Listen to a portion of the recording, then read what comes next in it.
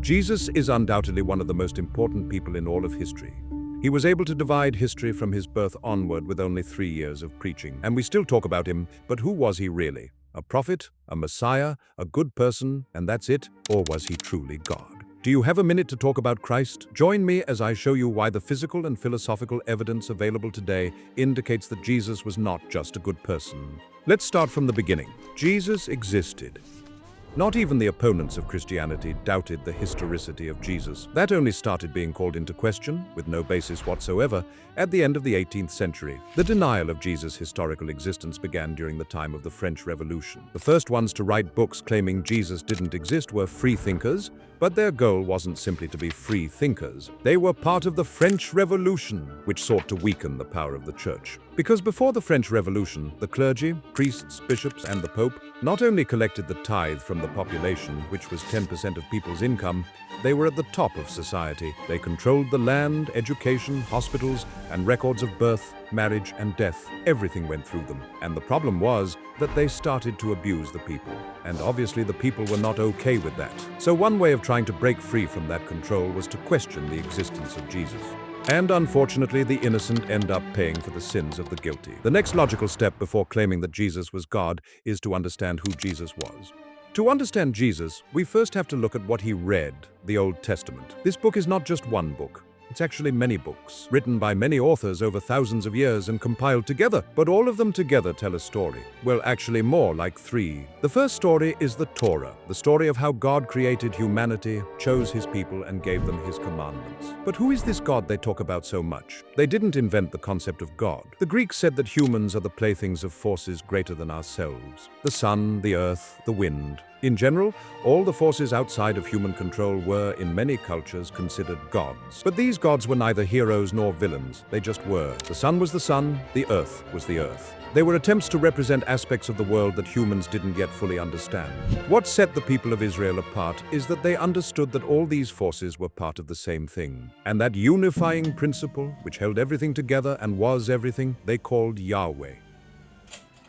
And why were they the chosen people? The reality is that they were the only ones who survived. At the same time that the people of Israel existed, there were also enormous empires: the Sumerians, the Babylonians, Egypt, Persia, Greece, Rome. The only people that is even still alive today is the people of Israel. A people who, let me remind you, were enslaved by Egypt for 400 years. And it wasn't until their liberation, and liberating an entire people from slavery is no small thing, that their story took a different turn. After crossing the Red Sea, according to the scriptures, they received the 10 commandments from God. Many say they are nothing more than 10 rules for living in community and not killing each other. But you don't have to be very clever to realize how valuable and powerful those 10 commandments were. Commandments that had managed to keep a people alive among empires. Many peoples had their commandments, but Israel was the only one that survived, and not just survived, but gained power. After the Torah comes the history of Israel, which narrates what happened to this tribe of shepherds after they found fertile land, or as they called it and prophesied, the Promised Land. Here they founded the city of Jerusalem, won battles, dominated the area, and seized power. And power leads to wealth, and wealth leads to pride. And sometimes the people, and sometimes the king, stopped obeying the 10 commandments that had led them to survival and success. And this is where a prophet warns them that if they don't follow these rules, it will lead them to ruin. And what has to happen, happens. The people of Israel become corrupt, the temple is destroyed, society collapses, and everything falls into chaos.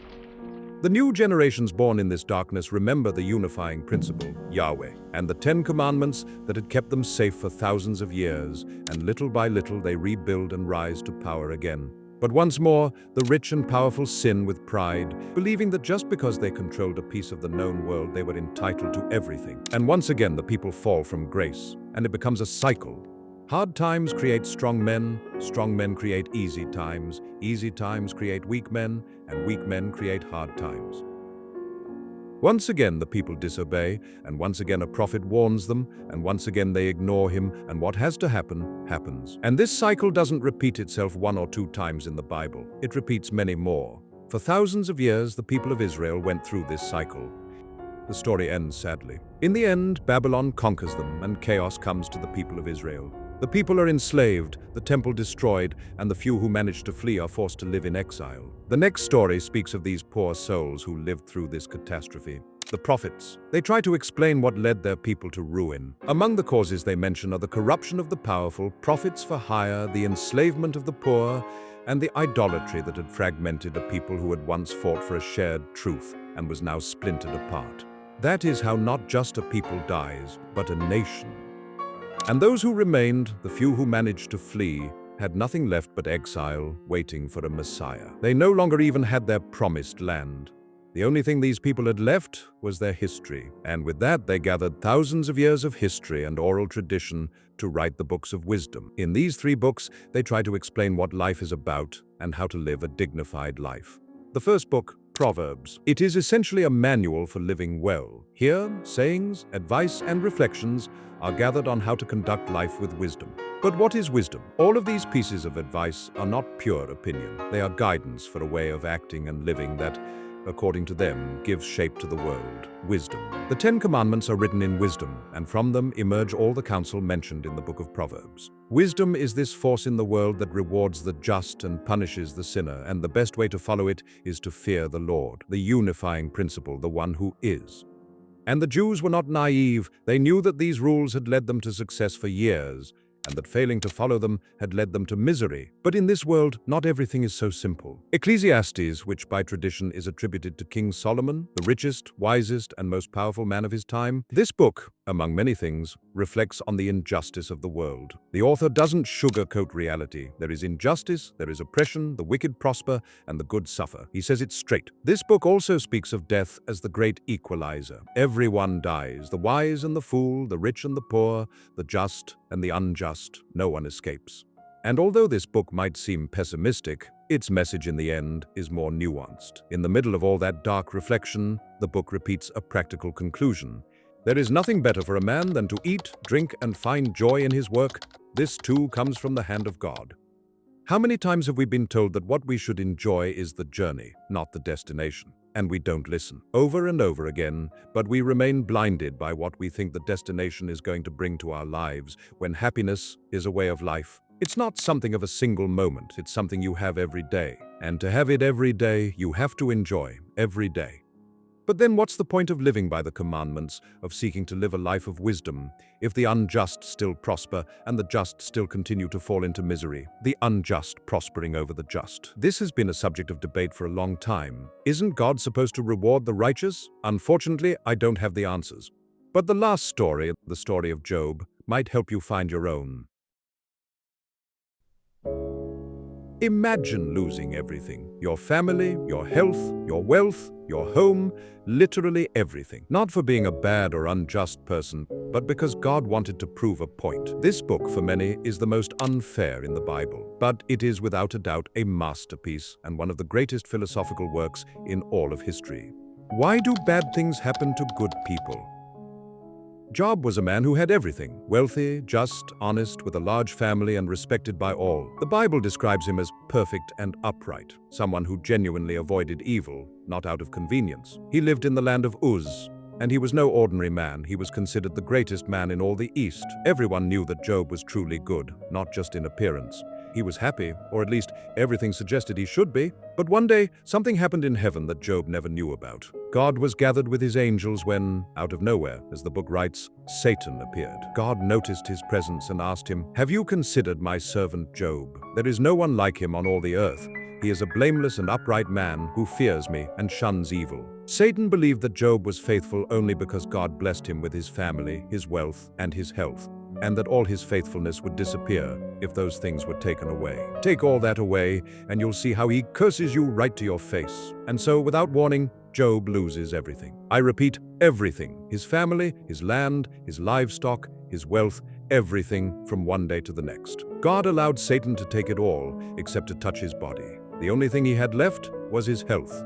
"Naked I came from my mother's womb, and naked I will return. The Lord gave, the Lord has taken away. Blessed be the name of the Lord." Satan was not satisfied, so he returned to God and said, "Skin for skin, everything a man has he will give for his life. Stretch out your hand and touch his body, and you'll see."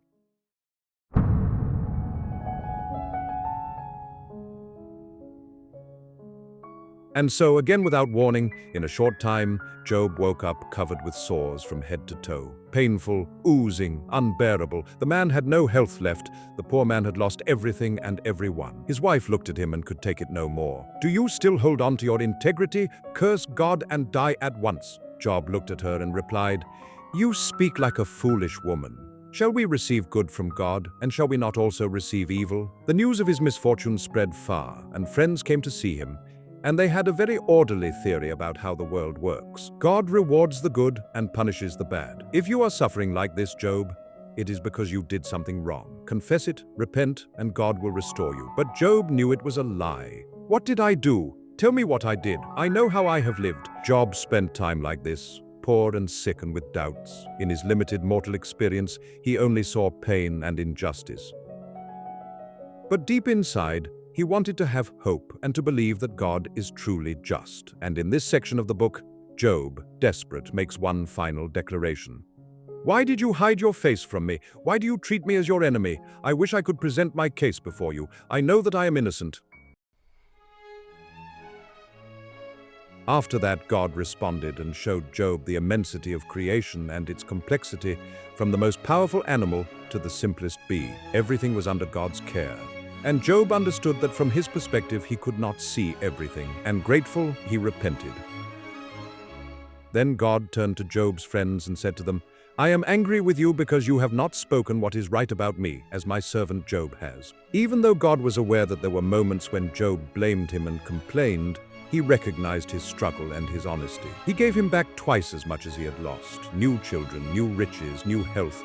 He lived 140 more years, saw his children and his children's children, and died old, satisfied, and full of days. There are many interpretations of this story, but the most common among Jewish sages is that by showing Job the complexity of creation and of his plan, God reveals that from our mortal perspective, our tragedies and pains may seem to make no sense. But if we step back, everything is part of God's master plan. This means that all the tragedies of humanity, where the innocent pay for the guilty, are part of something greater than ourselves. And this doesn't explain such tragedies, it only puts them in perspective. Now that we know the context, we can talk about the reason for this video.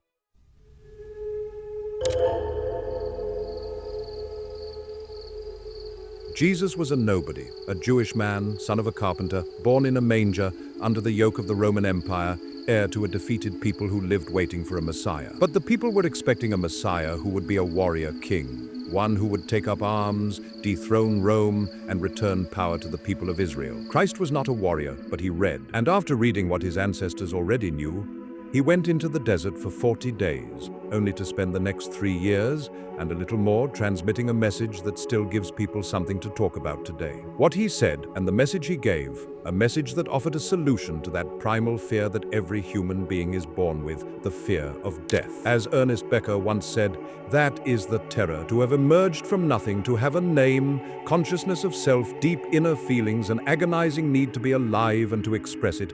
And with all this, to die. It seems like a swindle. What kind of deity would make such a complex and delicious meal for worms? But those worms fertilize the earth where plants are born. Plants that feed the animals we later eat. Matter is not lost, it is transformed. Everything feeds an endless cycle of life and death, where nothing is wasted. But what happens when we die? Do we just disappear and that's it? This question, among others, was what Jesus came to resolve. But who was Jesus to resolve these doubts? Well, he claimed to be God. He spoke like God. Every time he was asked or questioned, he answered like God. This was different from any prophet. The prophets spoke in the name of God, but Jesus spoke in his own name. He was God. This leaves us with only 3 alternatives. Either he was crazy, he was a liar, or he was indeed God. He was not crazy. At no point in his preaching did he stop being coherent and consistent. Crazy people do not usually have the intelligence that Jesus showed when facing those who debated his ideas. Even his enemies recognized his coherence. Even on the cross, he was fully aware of what was happening. Christ seemed to always be aware of his surroundings, to the point of not only showing balance and mental health, but also having the ability to give the best possible advice and teachings. There is a reason people followed him. People in the past were not foolish. The teachings and sayings of this man still guide us today. That is not the legacy of someone who suffers from a mental illness. Not even skeptics, atheists, or agnostics have come to consider Jesus as an incoherent or immoral person. People like John Stuart Mill or even Dawkins stated that the ideas of Jesus can be many things, but evil or immoral is not one of them. And this is where we can move to the next point, because if a person is consistent in everything and is described by everyone as a good person, they cannot be both good and a liar, because if they are a liar, then they are not a good person. But as Jesus himself says, if you do not believe in me, believe in my works. And there were not few works. He multiplied the fish and the loaves, healed the sick, gave sight back to the blind, allowed the lame to walk again. His works confirm his divinity. Jesus did not only speak and openly claim to be God, but he also demonstrated it. There are records of the miracles of Jesus. And this is not only written, people died defending this truth. They were not just rumors. People defended these events with their lives. Who in their right mind would die defending the delusions of a madman? And they did not just die. Peter, he died crucified in Rome. Andrew died crucified in Greece. James the Greater, he died beheaded. Philip died stoned or crucified. Bartholomew was flayed alive. Thomas, he was pierced with spears, and many more painful deaths. Defending what? A lie? But atheists would say they were fanatics, and of course they were. Who would not die defending such works that happened before their eyes? In the Old Testament, many miracles are also described, but these miracles are guided by a prophet. They are a channel. The prophets speak and act in the name of God. Jesus acts in his own name. But it does not end here, because Jesus fulfilled more than 300 prophecies written 800 years before his birth. These prophecies were not insignificant. Even the king at that time, King Herod, was so afraid of the prophecy that he ordered all children under 2 years old to be killed to prevent the birth of Jesus. And what about miracles? Why are there no miracles today? The reality is that more than 20 and possibly close to 30 documented cases have been recorded in the last century. That is not the problem. The problem is that people have become unbelieving. And in my opinion, that is not a bad thing. It is okay to have doubts. What is not okay is to have those doubts and not care about resolving them. Ignoring your questions will not help you at all. The mysteries of life are overwhelming, and sometimes our daily lives take all our time, but we should not settle. Let's keep searching for the truth, and if you still believe that what I have said in this video is not true, I invite you, please, to tell me in the comments. I will be responding to every question I see. If the video gets views, of course.